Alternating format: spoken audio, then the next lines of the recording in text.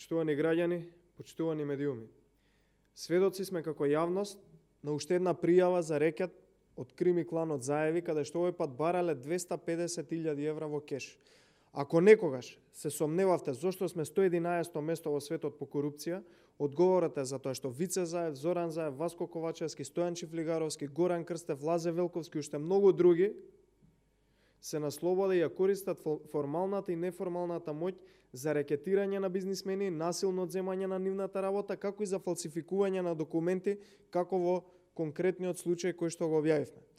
Накратко, она што го видовме во пријавата, фирмата Рубитон добиваат работа од Рек Битола, Васко Ковачевски и Стојан Чифлигаровски од нив бараат да им дадат половина од работата од тендерот на СВ Инвест, која што е во сопственост на Чифлигаровски, што не е законски, потоа бараат да им го дадат целиот тендер на СВ Инвест, што исто така не е законски, за потоа да бараат лично да се однесат 250.000 евра, повторувам, 250.000 евра во кеш, во Вила Парк, во Струмица, директно на Вице Заев. За на крај, големиот рекетар Вице Заев, братот на премиерот Зоран Заев, да се изнервира и да им се налути на собствениците на Рубитон, пошто насилно Рек Битола ги брка Рубитон и им прави штета од над половина милион евра, за на крај работата во договор со 4 очи да ја земе СВ Инвест, фирмата која што претходно требало, односно барале да ја земе работата, без, внимавајте, ниту една машина и механизација. Лудилото на крими картелот Заеви отишло до таму да фалсификуваат и менуваат официјални документи од пријава на оштетените од фирмата Рубитон, се со цел само за да го избришат името и да го спасат братот на премиерот, кој има невиден мерак да рекетира бизнисмени.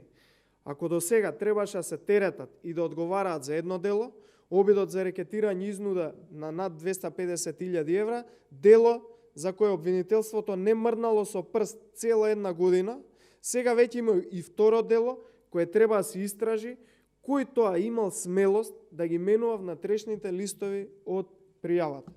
Почитувани, јавното обвинителство со ваков очигледен случај, ако се уште молчи и уште денес не отвори случај за овие две криминални дела, уште еднаш ќе потврди дека е само нем послушник и соработник на крими картелот Заеви.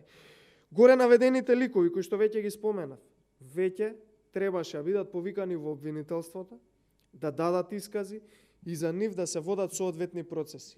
Едно треба да им биде јасно на крими картелот Заеви.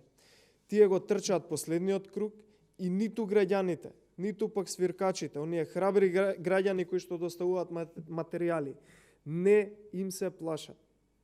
Тие веќе се завршена приказна и она што е најважно е дека за сето ова мора да има фер процеси, каде што правдата ќе биде задоволена за сите страни. Никој не може и не сме да помине неказнето ако барал 250.000 евра во кеш, затоа што некој честно добил тендер и бил најдобар понудувач. Затоа за сето ова треба да се сноси одговорност од власта, а не да плачат по медиуми фигуративно кажано, како опозицијата нив ги напаѓала. Ги напаѓаме и ќе ги напаѓаме, затоа што се во криминал до гуша и нема да ги оставиме на мира, додека не одговараат за целиот сторен криминал онаму каде што има индиции и онаму каде што го сториле. Нормално ќе одговараат преку едни фер процеси каде што сите страни на правдата ќе бидат задоволени. Благодарам на вниманието за оваа пресконференција. Сега би сакал да одговорам на две прашања кои што стигнаа до пресцентарот. Првото прашање, дали ќе го поддржите утрешниот протест за уставобранителите? Да, го поддржуваме и се приклучуваме кон повикот за протест, ги повикуваме сите оние граѓани кои што мислат дека тие луѓе неправедно се затворени да излезат и да го искажат својот револт. Сакаме да апелираме, знаејќи со кого си имаме работа, граѓаните да не подлегнуваат на никакви, ама баш никакви провокации, ниту пак било какви можности за насилство. Ова ќе биде мирен протест и треба да биде мирен протест да се искаже револтот на граѓаните. Сосема е јасно дека стана жртви на политиките на Зоран Заев, кој сега преку признание дека не се виновни, си ги пере рацете, судиката која ги осуди над 200 години. Оние луѓе кои што скапуваат во затворите, е избрана за уставен судија, потоа и председател на Уставниот суд. Кацарска не може да го брани Уставот на Република Македонија, кој што во моментов е нејзина задача. Второ прашање, коментар за вчерашната изјава на господинот Румен Радев. Ние би сакале уште еднаш да прашаме каков договор има Зоран Заев за историјата со соседна Бугарија. Она кое што исто така мораме да го констатираме и да прашаме, Зоран Заев мора да и соопшти на целата македонска јавност вистината за распродавањето на македонската историја и идентитет. И Заев исто така мора да признае каков договор направил за Свети Кирил Методи, за Свети Климент, Свети Наум, Цар Самуил. Исто така треба да прекине да се фали, да го понижува македонскиот народ, дека успеале да се договорат, замислете, за 5 историски личности и 3 историски периоди со Бугарија.